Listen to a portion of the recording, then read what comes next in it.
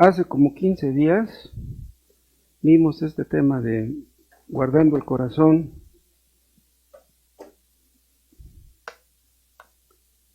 Son ideas del puritano John Flavel. Dios quiere que sean de ayuda a meditar en estas cosas. Nos basamos en Proverbios, en el capítulo 4.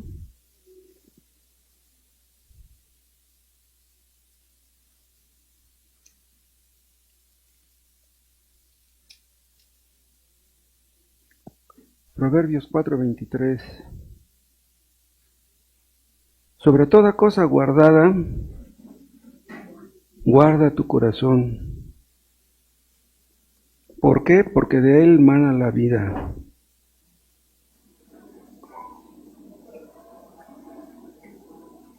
Así como guardamos las cosas que son valiosas, las protegemos, las cuidamos, con más razón debemos guardar nuestro corazón, porque de él mana la vida, y si no lo hacemos, manará la muerte. Padre, enséñanos a guardar nuestro corazón, nuestros corazones, que lo que vamos a ver hoy nos conduzca a eso. Danos un oído atento. Ayúdanos a ver, Padre, la importancia de este tema. Ayúdanos a entender que es mucho lo que está en juego y concédenos que podamos ser un medio de bendición para los que nos rodean. Atráenos hacia ti. Háblanos a todos a través de tu palabra. Tu Espíritu Santo puede. Nosotros no podemos, pero tú sí. Te lo pedimos en el nombre de Jesús. Amén. ¿Hay así?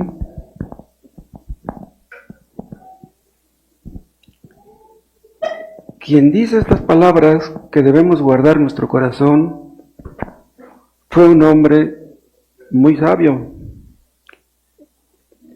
Y él dice esto por experiencia. Porque ustedes recordarán que Salomón por un tiempo no guardó su corazón y le fue muy mal.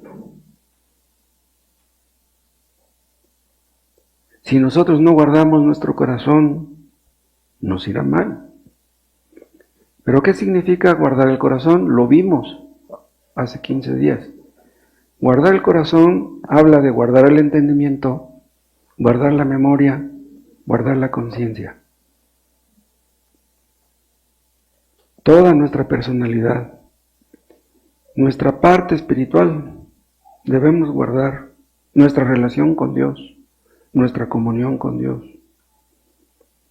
Dios ha provisto medios para eso, como veremos, y debemos ser diligentes en el uso de esos medios, ser constantes. ¿Saben por qué? Porque tenemos la tendencia a lo fácil, a lo cómodo. El esfuerzo no es fácil. Es fácil que nos esforcemos en las cosas de este mundo, en las cosas materiales, pero no en las espirituales. También algunos tenemos la tendencia a desanimarnos, a darnos por vencidos. Cuando las cosas no son fáciles, podemos querer tirar la toalla. Pero no es fácil guardar el corazón, por muchos motivos. Uno de ellos es que saber lo que tenemos que hacer no garantiza que lo haremos. O sea, tal vez tengamos mucha información, tal vez conozcamos la voluntad de Dios, pero conocer la voluntad de Dios no garantiza que la vamos a hacer. Podemos llegar al punto de sentirnos frustrados, de sentirnos mal, de sentirnos estar lejos de donde deberíamos, tener metas y no poder realizarlas.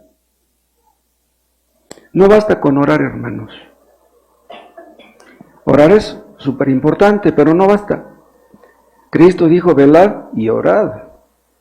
Las dos cosas.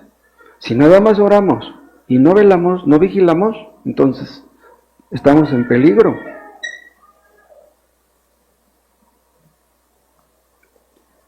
Un cristiano puede llegar al último día de su vida sintiendo que no hizo lo que debió hacer.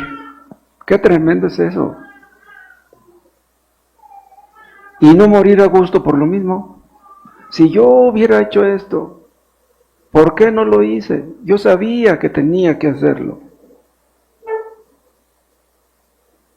¿Saben qué pasa si no vigilamos nuestro corazón? Nos inclinamos hacia el egoísmo, hacia el orgullo, hacia la ingratitud. Y esas tres cosas juntas, olvídense. Es algo muy peligroso. Egoísmo, orgullo, ingratitud. Otra cosa por la que debemos guardar nuestro corazón es porque la gloria de Dios está de por medio. Hermanos, recuerden ustedes que Dios no se fija solamente en los pecados externos. Dios ve el corazón. Dios se fija no solamente en lo que hacemos, sino en por qué lo hacemos. Un texto que habla de esto está en Génesis 6, búsquenlo por favor.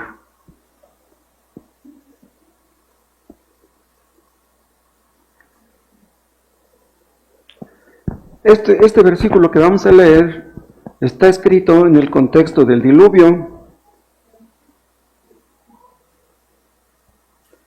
Miren, Génesis 6:5.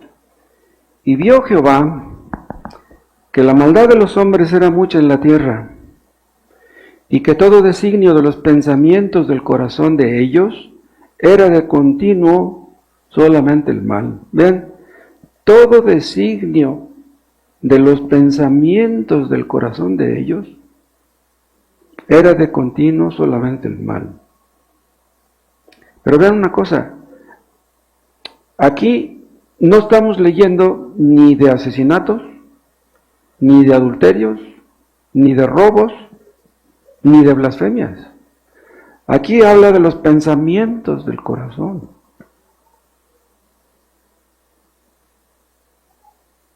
Hay una relación muy estrecha entre el corazón y los pensamientos. Esto pueden ustedes verlo en Jeremías capítulo 4. Busquen este texto, por favor.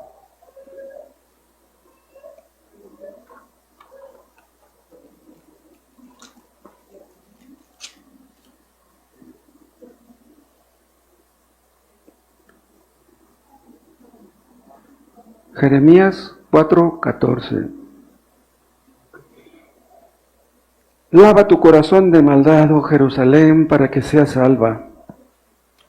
¿Hasta cuándo permitirás en medio de ti los pensamientos de iniquidad? Vean, ¿hasta cuándo permitirás los malos pensamientos? Hay una estrecha relación entre el corazón y los pensamientos. Malos pensamientos, mal corazón. Si un cristiano permite que se le meta un mal pensamiento, ese mal pensamiento se traducirá en un mal hecho. Debemos oponernos de inmediato a los malos pensamientos, antes de que hagan daño, antes de que se meten, antes de que se instalen. Acuérdense que Cristo dijo que de dentro del corazón salen los malos pensamientos. O sea que los malos pensamientos no es una cuestión simplemente del cerebro, porque la palabra corazón incluye toda la personalidad. Entonces, cuando una persona tiene malos pensamientos, quiere decir que está sumido en el pecado. Un creyente no puede llegar a ese punto, pero eso es exactamente lo que el diablo quiere. Que permitamos los malos pensamientos, porque los malos pensamientos se traducirán en malos hechos. Entonces, debemos vigilar no lo de afuera, debemos vigilar lo de adentro, El problema nuestro está dentro. Si una persona nos ofende, esto lo hemos visto muchas veces. Si una persona nos ofende y nos llenamos de ira, nuestro problema no es la ofensa de esa persona, nuestro problema es la ira. Nuestro problema no es el pecado de otros, nuestro problema es nuestro propio pecado.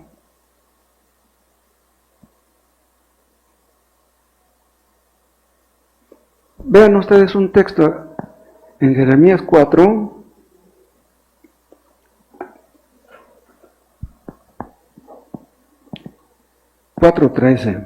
Jeremías 4:13. He aquí que se subirá como nube, habla de los ejércitos enemigos que serían como una nube, y su carro como torbellino. Más ligeros son sus caballos que las águilas. Ay de nosotros porque entregados somos a despojo. Dios entregó a los judíos en las manos de los babilonios. Pero vean, ¿acaso no los babilonios eran gente malvada? Sí. Los babilonios eran peor que los judíos. Entonces, ¿por qué Dios entregó a los judíos en manos de los babilonios? Bien, el problema de los israelitas no eran los babilonios. El problema de los israelitas era su propio pecado. El problema estaba en su corazón.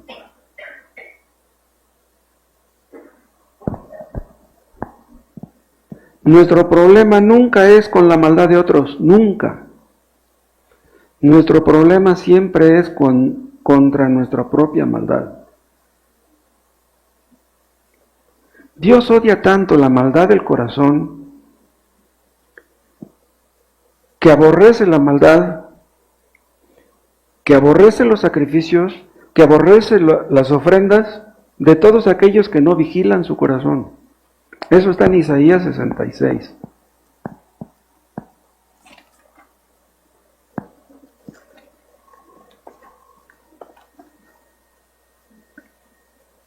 Isaías 66, versículo 3.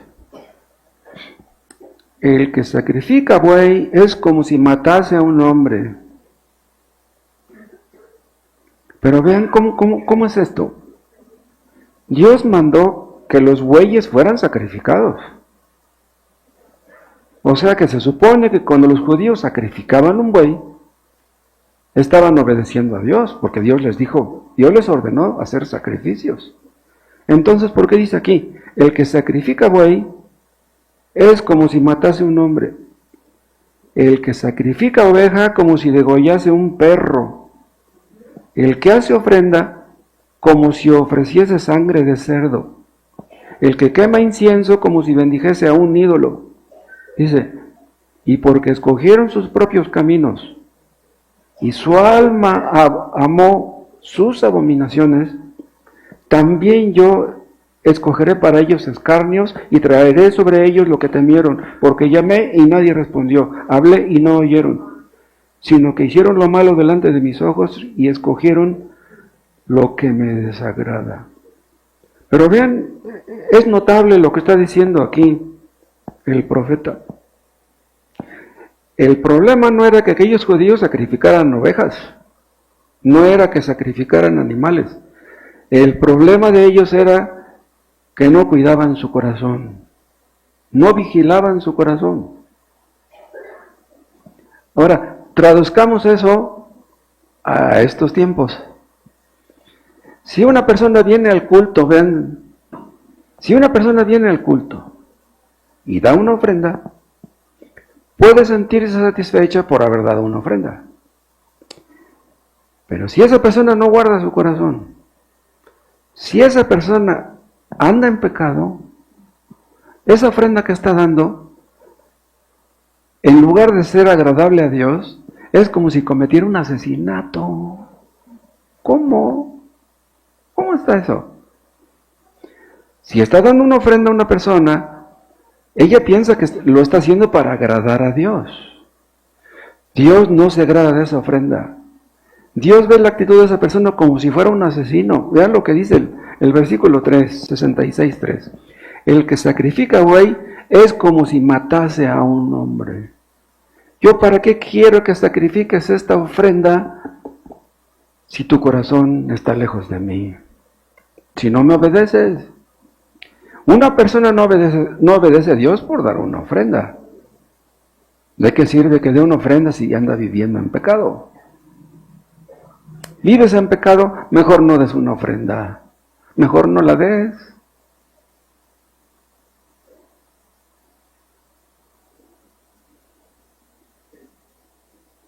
Una persona que da una ofrenda se puede sentir satisfecha de haberla dado. ¿No soy una mala persona? ¿Cómo voy a ser una mala persona si di 200 pesos de ofrenda? Las malas personas no dan ofrenda. ¿Yo di 200? No soy una mala persona. ¡Wow! ¡Qué engañoso es el corazón! Los actos externos de los hombres son bien vistos por los hombres.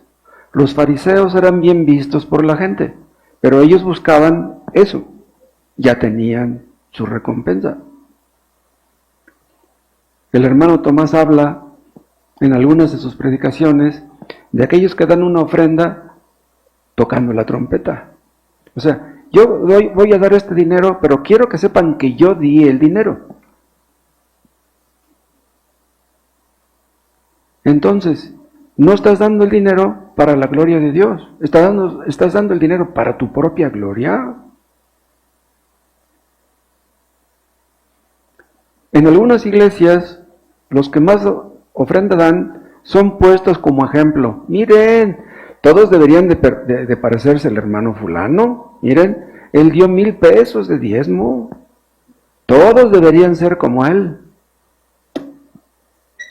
Dios aborrece esas cosas. Otra cosa por la que debemos vigilar nuestro corazón es que la sinceridad de nuestra profesión depende de eso. ¿Qué quiero decir con esto? Que si no vigilamos nuestro corazón, si no cuidamos nuestro corazón, vamos a sentir que somos hipócritas. Hay un ejemplo de esto en Segunda de Reyes, en el capítulo 10.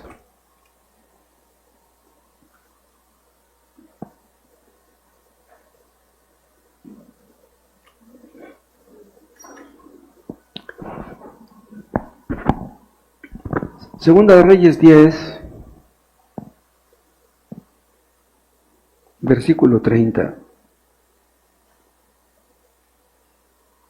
Y Jehová dijo a Jehú: por cuanto has hecho bien ejecutando lo recto delante de mis ojos, e hiciste a la casa de Acab conforme a todo lo que estaba en mi corazón, tus hijos se sentarán sobre el trono de Israel hasta la 4ª generación. Vean qué promesa le dio Dios a Jehú. Es una promesa maravillosa.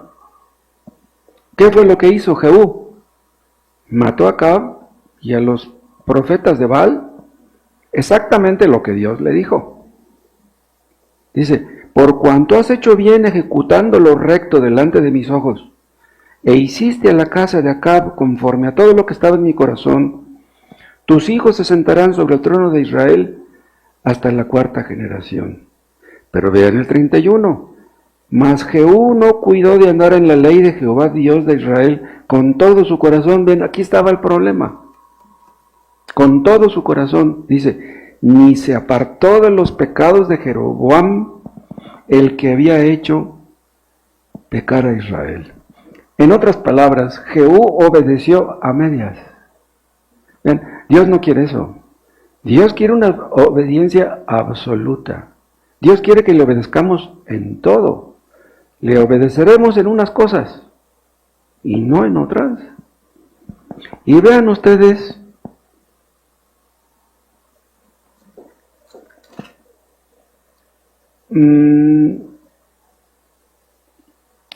Segunda de Reyes 10, vean en el versículo 16.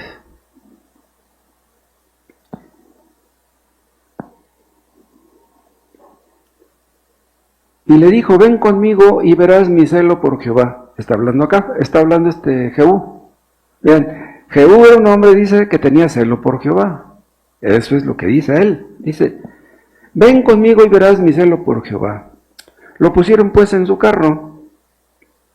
Y luego que Jehú hubo llegado a Samaria, mató a todos los que habían quedado de Acab en Samaria, lo que Dios le había dicho, hasta exterminarlos, conforme a la palabra de Jehová que había hablado por Elías. Después reunió Jehú a todo el pueblo y les dijo, Acab sirvió poco a Baal, mas Jehú lo servirá mucho. Llamadme pues luego a todos los profetas de Baal, a todos sus siervos y a todos sus sacerdotes, que no falte uno, porque tengo un gran sacrificio para Baal. Cualquiera que faltare no vivirá. Esto hacía Jehú con astucia para exterminar a los que honraban a Baal. Es lo que Jehú quería. Y dijo Jehú, santificad un día solemne a Baal, y ellos convocaron. Y envió Jehú por todo Israel, y vinieron todos los siervos de Baal, de tal manera que no hubo ninguno que no viniese. Y entraron en el templo de Baal, y el templo de Baal se llenó de extremo a extremo. Entonces dijo al que tenía el cargo de las vestiduras, saca vestiduras para todos los siervos de Baal, y él le sacó vestiduras. O sea, quería matar nada más a los que adoraban a Baal. Y entró Jehú con Jonadab, hijo de Recab, en el templo de Baal, y dijo a los siervos de Baal, mirad y ved que no hay aquí entre vosotros alguno de los siervos de Jehová, sino solo los siervos de Baal. Y cuando ellos entraron para hacer sacrificios y holocaustos, Jehú puso fuera a 80 hombres y les dijo, cualquiera que dejare a vivo alguno de aquellos hombres que yo he puesto en vuestras manos, su vida será por la del otro. O sea, si ustedes no matan a esos, yo los voy a matar a ustedes. Y después que acabaron ellos de hacer el holocausto, Jehú dijo a los de su guardia y a los capitanes, entrad y matadlos, que no escape ninguno. Y los mataron a espada y los dejaron tendidos, los de la guardia y los capitanes, y fueron hasta el lugar santo del templo de Baal, y sacaron las estatuas del templo de Baal y las quemaron, exactamente lo que Dios les dijo. Dios quería que acabaran con Baal, con la adoración de los dioses falsos, que quemaran todas sus estatuas. Hasta aquí, Jehú está bien. ¿Pero qué creen? Que el celo que Jehú tenía, supuestamente por Jehová, no era para agradar a Jehová.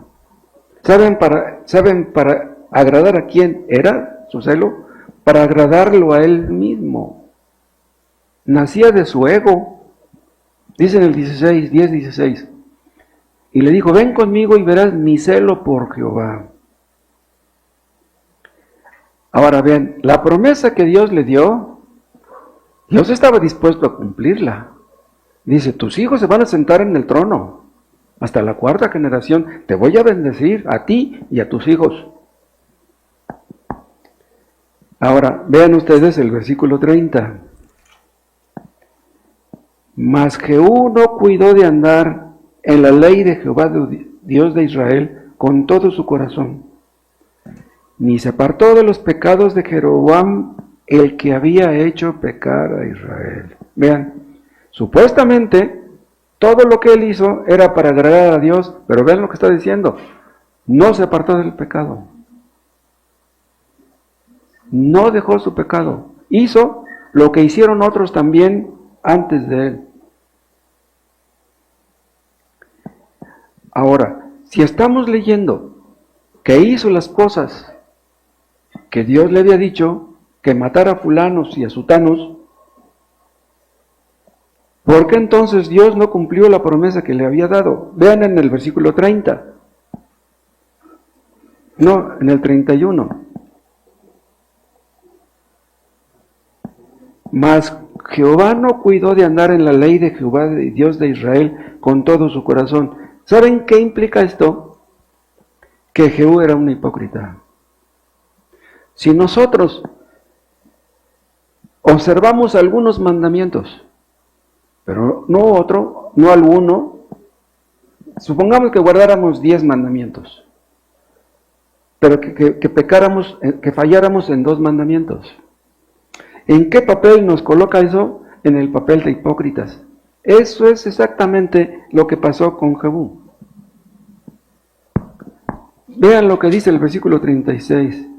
El tiempo que reinó Jehú sobre Israel en Samaria fue de 28 años. En estos 28 años, escuchen, Dios bendijo a Jehú. Pero Dios está diciendo que fue un hipócrita. ¿Cómo es posible que Dios bendijo 28 años a un hipócrita? ¿Saben ustedes por qué Dios bendice a los hipócritas? Porque les está pagando lo que están haciendo. En las iglesias falsas hay personas que dan 1,000, 2,000 pesos cada 8 días de diezmo. Dar 1,000 pesos, 2,000 pesos cada domingo, wow, eso no es poca cosa. Una persona que da 1,000 pesos cada domingo, ¿cuánto está dando al año? ¿Y saben qué hace Dios con esas personas? Dios los bendice. Ellos dicen, yo voy a dar dinero de diezmo para que Dios me bendiga. Dios los bendice. Dios bendice a los hipócritas. ¿Qué les va a decir el día del juicio? Ah, ¿quieres el cielo? No. Por 1,000 pesos que dabas de diezmo no te voy a dar el cielo. Yo te pagué, te bendije. Dios bendijo a Jehú 28 años, bendijo a un hipócrita durante 28 años. Wow. Si ustedes dan una ofrenda pensando en que Dios les va a multiplicar lo que están dando, mejor no de nada. Mejor no de nada, en serio.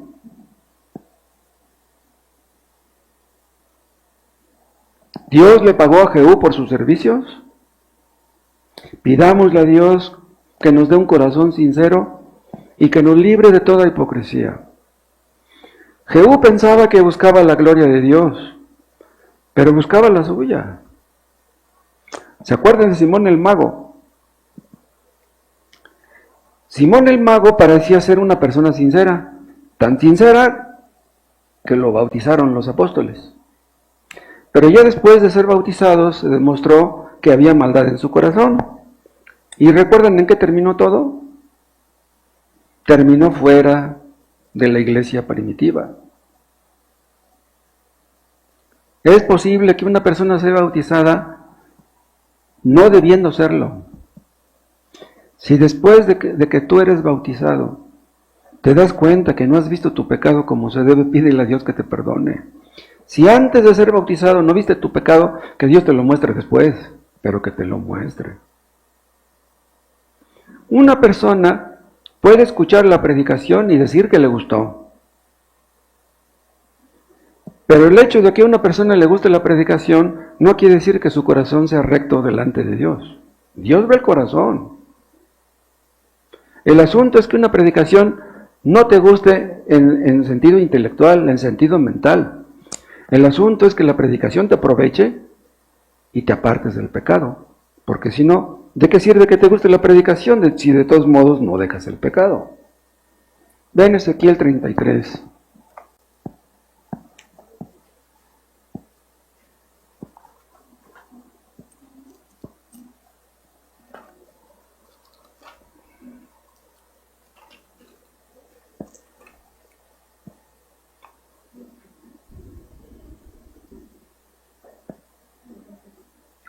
Vean lo que le dice Dios al profeta. Ezequiel 33, 31. Y vendrán a ti como viene el pueblo, y estarán delante de ti como pueblo mío. Vean, estarán delante de ti como pueblo mío, o sea, como si fueran mi pueblo.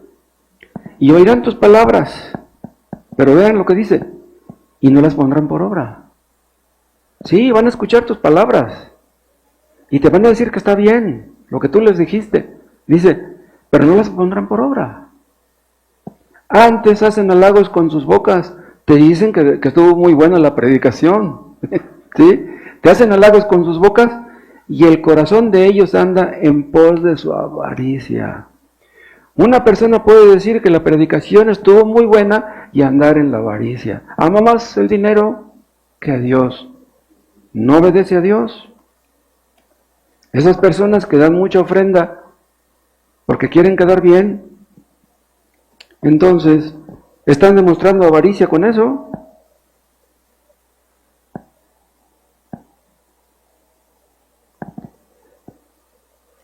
Si una persona viene al culto, el corazón es tan engañoso que puede hacerle creer que como viene al culto, está bien, yo ya vine al culto, yo ya cumplí con mi deber. ¿Dios quiere que simplemente vengas al culto? No. Dios quiere que venga, que veas tu pecado, que te arrepientas y que seas salvo.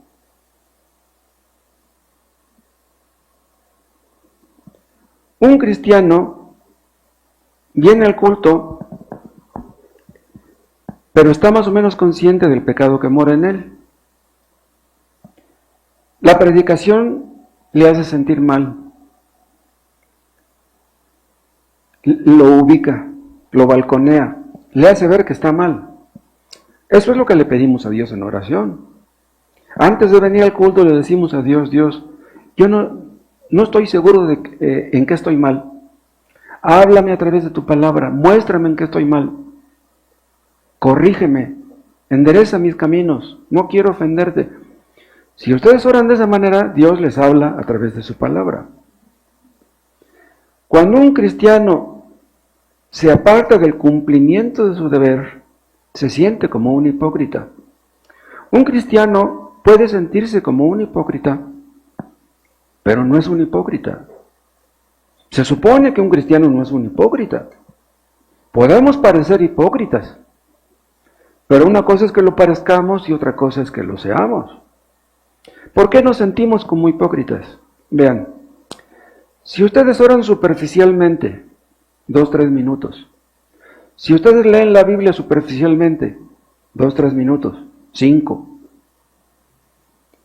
Ustedes no van a sentir que Dios escuche sus oraciones. Van a leer y van a sentir como que no aprovechan lo que leyeron. No entienden realmente lo que leyeron. Su oración fue superficial y la lectura también. Entonces, se sienten mal. Tienen que sentirse mal. Un cristiano puede llegar a pensar, ¿por qué no puedo mantener mi corazón cerca de Dios? ¿Por qué me cuesta tanto trabajo orar? Prender la televisión no me cuesta trabajo, ver una película no me cuesta trabajo, pero orar sí, orar es difícil. Orar bien como se debe no es fácil.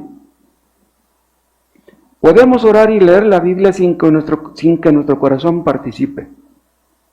Podemos pensar, sí, yo ya leí, ya oré un rato, ya cumplí con mi deber. No, eso no es cumplir con el deber.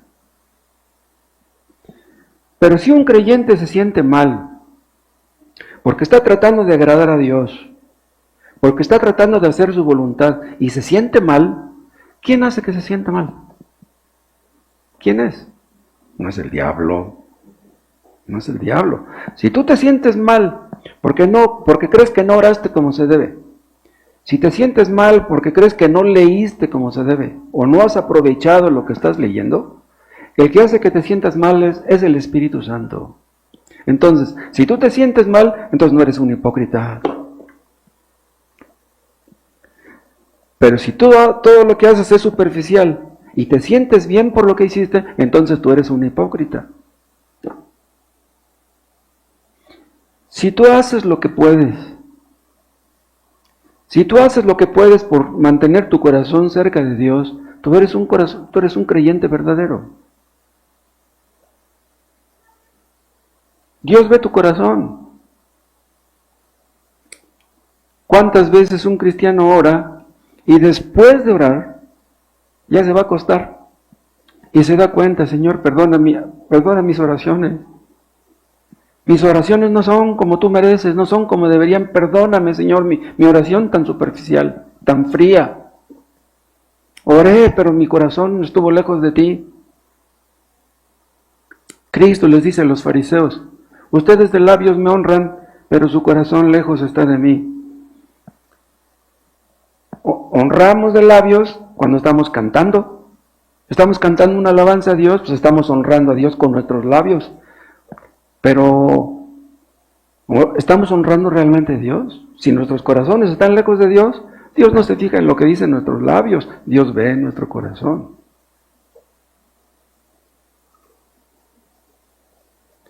Quisiéramos amar a Cristo con todo nuestro corazón. Un cristiano es lo que quiere. Si ustedes no están conformes con lo que aman a Cristo, si ustedes quieren amar más a Cristo de lo que lo aman, ustedes no son hipócritas, ustedes son hijos de Dios. Que Dios nos enseñe a amar a Cristo con todo nuestro corazón. Los fariseos cumplían con sus deberes, eran muy estrictos, se aprendían los textos de memoria, oraban no solamente en su casa, sino en la calle también, traían textos aquí en la frente, traían textos aquí en el brazo, les gustaba aparentar que eran cristianos, pero eran hipócritas. Solamente un hipócrita cree que ama a Dios cuando no es así. Un hipócrita ama la religión, pero no es lo mismo amar la religión que amar a Cristo. Dios nos aflige, hermanos,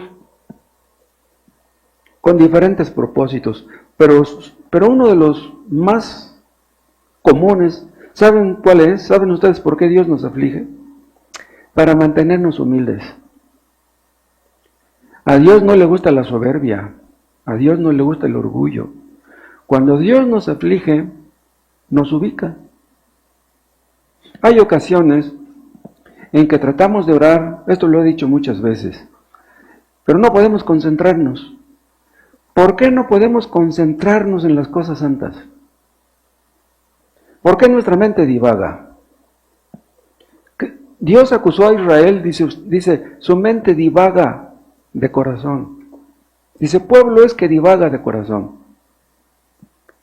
Eso es de lo que acusó Dios a los judíos. Pueblo es que divaga de corazón. ¿Saben qué quiere decir la palabra divaga? Quiere decir que no podemos concentrarnos en Dios. Si ustedes tratan de orar y están pensando en los problemas de los hijos, en que tienen que pagar la renta dentro de 8 días, en que los hijos van a entrar a la escuela y no han completado el dinero del uniforme, en que qué van a hacer de comer mañana, que se tienen que levantar temprano, por estar pensando en el mañana, no pueden orar. De eso acusaba Dios a los judíos. Cuando no podemos concentrarnos en las cosas santas, un cristiano puede llegar a pensar, bueno, ¿qué me pasa? ¿Me estoy volviendo loco? ¿Cómo es que no puedo pensar en Dios? No puedo pensar en lo santo. ¿Qué tengo yo que estar pensando en tantas cosas? Arañas, telarañas, basura, ahí en nuestra cabeza. Y hay ocasiones en que por no poder pensar en las cosas santas, por no poder concentrarnos en las cosas de Dios, nos desanimamos y tiramos la toalla y nos vamos a acostar sin haber orado. Y eso no nos conviene. Tal vez nos enojamos con nosotros mismos. ¿Por qué soy tan necio? ¿Por qué soy así? ¿Pero qué ganamos con eso? Cuando estamos pensando en cosas que no debemos, el Espíritu Santo viene en nuestro auxilio y nos dice, Moisés, ¿por qué estás pensando en eso? ¿Por qué no piensas en otras cosas? Todo lo honesto, todo lo puro, todo lo amable, en las cosas que son de buen nombre. ¿Por qué no piensas en eso? Al mejor cristiano le sucede eso, al mejor. ¿Qué dice el apóstol Pablo? He aquí que el mal está en mí. Cuando deseo el bien, el mal está en mí. Eso está en Romanos 7. Cuando deseo el bien, cuando quiero hacer el bien, el mal está en mí. Busquen este texto.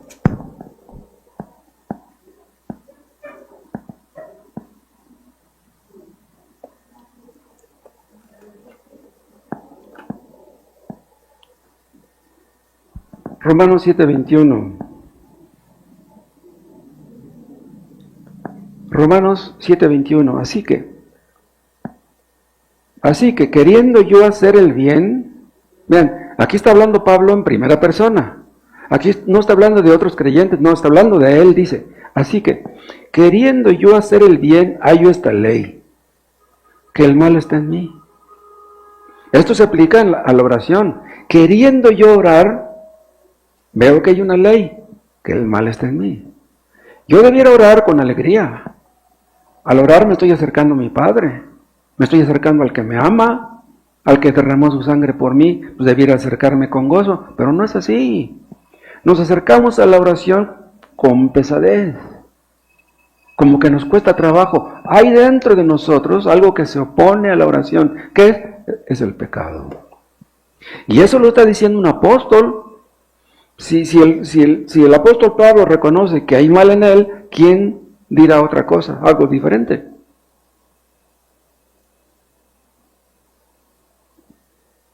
Vean, aquí donde dice, queriendo yo hacer el bien, hallo esta ley, que el mal está en mí. Esto no se aplica solamente en la oración, esto se aplica a la hora de ofrendar, a la hora de evangelizar, a la hora de leer la Biblia, a la hora de platicar con un hermano.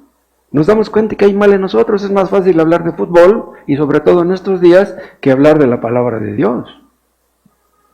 Ahí es cuando nos damos cuenta que hay pecado en nosotros. Los creyentes luchamos contra el pecado. Dice aquí que hay una ley. Esa es la ley del pecado que está en nosotros. Dice, el mal está en mí. Vean, el pecado es una ley dentro del creyente. Pero el pecado no es una ley para el creyente. ¿Notan la diferencia? El pecado está en el creyente, es una ley. No podemos sacarlo fuera y decir, ya soy impecable, ya no peco. Ahí está dentro. Pero el pecado no es una ley para nosotros. En otras palabras, el diablo no puede obligarnos a pecar. No puede. ¿Por qué? Porque el Espíritu Santo está en nosotros. Entonces, dentro de nosotros hay una lucha. El espíritu contra la carne. El espíritu quiere acercarse a Dios, la carne se niega. Es más fácil ver la televisión que orar. No, bueno, en realidad no es difícil ver la televisión, es una de las cosas más fáciles. Pero orar es una de las cosas más difíciles. Orar bien, orar como se debe, orar con todo el corazón, es algo que requiere un esfuerzo supremo. No cualquiera puede orar de esa manera. Los cristianos luchamos contra el pecado. Es una característica de todos los creyentes. Todos los creyentes luchamos contra el pecado. Los inconversos no luchan, no pueden. A los inconversos les gusta el pecado, aunque parece ser que no. Ellos pueden pensar que no. Un cristiano, si de repente viene una tentación, ¿qué es lo que sucede? Inmediatamente, cuando viene la tentación, viene un pensamiento a nuestra mente, un texto a nuestra mente. Nosotros sabemos que si caemos en tentación, no solamente vamos a ser dañados nosotros, vamos a dañar a nuestra familia, a nuestros hijos. Caer en tentación, eso no es poca cosa. ¿Cuánto daño puede hacer un creyente cuando cae en tentación? De repente viene a mi mente, Señor, ¿no dices en tu palabra, en mi corazón he guardado tus dichos para no pecar contra ti? En mi corazón he guardado tus dichos. Los textos que me sé de memoria, los pocos textos que me sé de memoria, los uso cuando viene la tentación. Señor, tú dijiste que estarías conmigo. Tú dijiste que me ayudarías, que no me dejarías, que no me desampararías. Señor, ayúdame. Y cuando le pedimos ayuda a Dios, Él nos ayuda.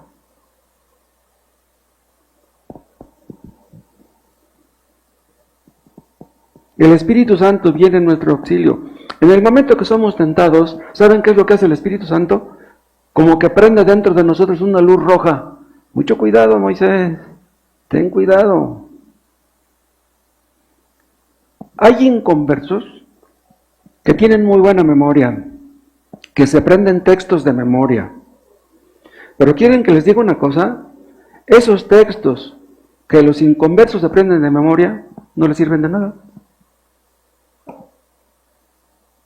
A los creyentes les sirven, no porque tenga el texto en la memoria, no, lo tiene en su corazón, dice en mi corazón, no dice, no en mi memoria.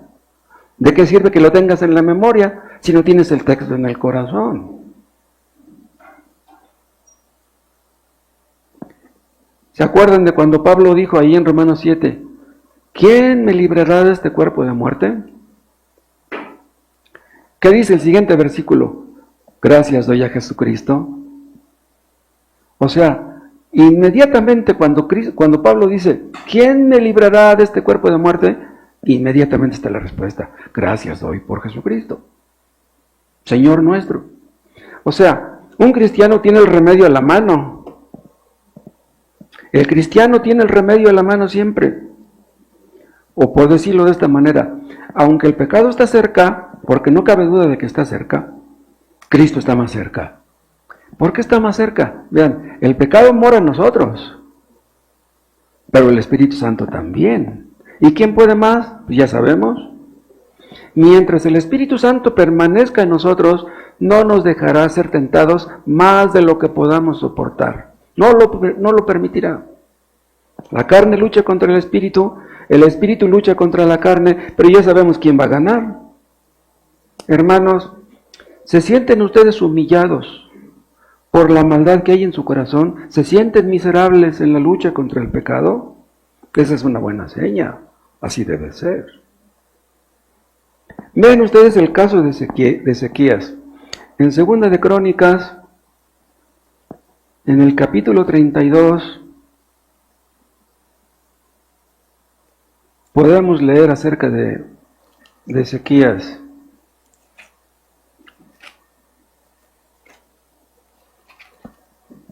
Segunda de Crónicas 32.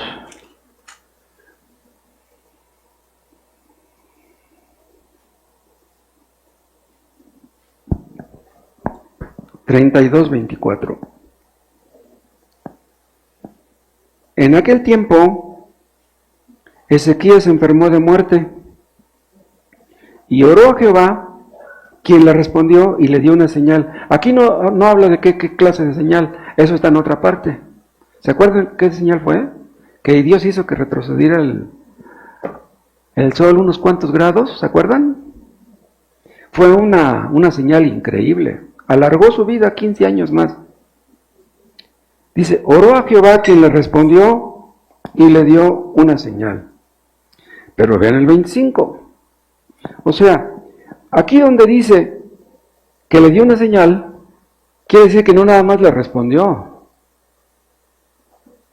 sino que le dio un certificado de que lo había escuchado. Vean, hay veces que oramos y sentimos como que Dios no nos escucha. Pero cuando Dios nos da una señal de que sí nos escuchó, ¡wow! Es increíble. ¿Quién soy yo para que Dios me haya escuchado? Entonces, si Dios le dio una señal, si Dios le dio una respuesta, Ezequías debería de haber estado bien agradecido. Y vean el 25. Mas Ezequías no correspondió al bien que le había sido hecho, sino que se enalteció su corazón, vean. Y vino la ira contra él y contra Judá y Jerusalén. Vean, se enalteció su corazón. ¿Por qué? Ha de haber dicho, si ya me dio Dios 15 años más de vida, pues a lo mejor soy buenito, a lo mejor soy útil, soy indispensable, soy bueno, Dios me necesita. Yo no sé exactamente qué pensaría, pero dice aquí que se enalteció su corazón.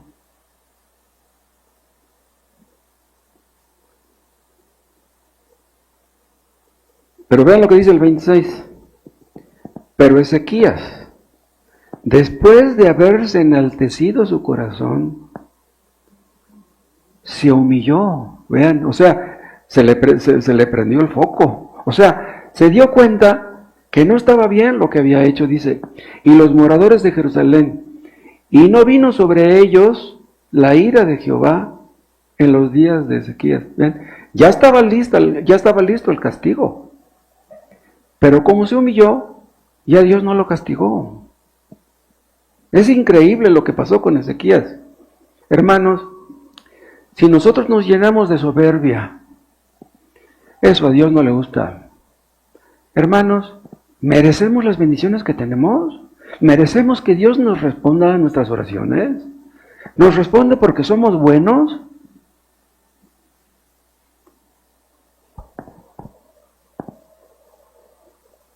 Comparen lo que estamos leyendo con lo que dice 2 de Crónicas 33:1. De 12 años era Manasés, Manasés era el hijo de Ezequías, ¿sí? Murió Ezequías y entró Manasés. De 12 años era Manasés cuando comenzó a reinar. Y 55 años reinó en Jerusalén, reinó más que su papá. Dice el 2. Pero hizo lo malo ante los ojos de Jehová, conforme a las abominaciones de las naciones que Jehová había echado de delante de los hijos de Israel. Porque él reedificó los lugares altos que Ezequías su padre había derribado. Y levantó altares a los Baales, e hizo imágenes de acera, y adoró a todo el ejército de los cielos, y les rindió culto a los demonios. Vean lo que hizo Manasés. Pero pasen hasta el 12.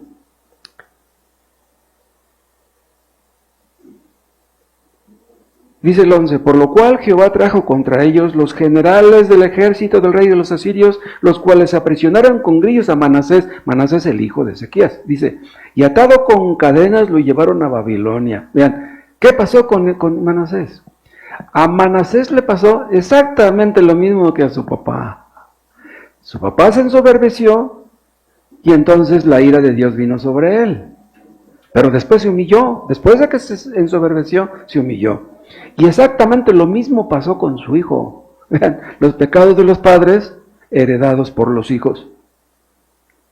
Y dice el 12, en el 11 dice que lo aprisionaron con grilletes, ¿sí?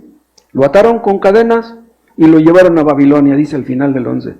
Pero vean el 12, mas luego que fue puesto en angustias, oró a Jehová su Dios. Vean, si no hubiera sido puesto en angustias, no hubiera orado. Dice, humillado grandemente en la presencia del Dios de sus padres, que habiendo orado a él, fue atendido. ¡Wow! A mí esta clase de cosas cómo me impactan. Dice, habiendo orado a él, fue atendido, pues Dios oyó su oración y lo restauró a Jerusalén, a su reino. Entonces reconoció Manasés que Jehová era Dios. ¿Sí? Todo por lo que tuvo que atravesar para que pudiera entender que Dios es Dios. Hermanos, ¿qué tiene que hacer Dios con nosotros para hacernos entender que Él es Dios, no nosotros? Si Dios nos da bendiciones, hermano, no es porque seamos buenos. Hay cristianos que tienen dinero, que les va bien, que no les falta nada, pero hay creyentes que a duras penas y pueden sobrevivir. Están pensando que voy a comer mañana. Si un creyente tiene dinero, es mejor que un creyente que no tiene dinero. Llegaremos a pensar, sí, pues yo tengo porque yo soy inteligente, soy ahorrativo, soy bueno, soy trabajador. Ese hermano no tiene porque es bien flojo, no le echa ganas. No, hermanos, no podemos pensar así. Nunca debemos pensar así. Dios sabe por qué trata con nosotros como trata. ¿Por qué no nos da más dinero del que tenemos? Pues Dios sabe por qué. Pues quisiéramos tener una buena cuenta en el banco, un buen carro, no una carcacha que está fallando cada rato, pero pues Dios sabe, hermanos, por qué Dios nos da lo que nos da.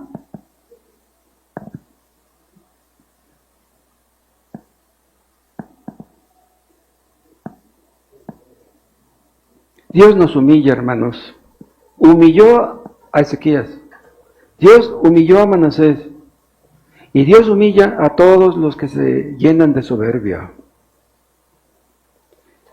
Si no nos damos cuenta de la maldad que hay en nuestro corazón, Dios hará algo para que la veamos.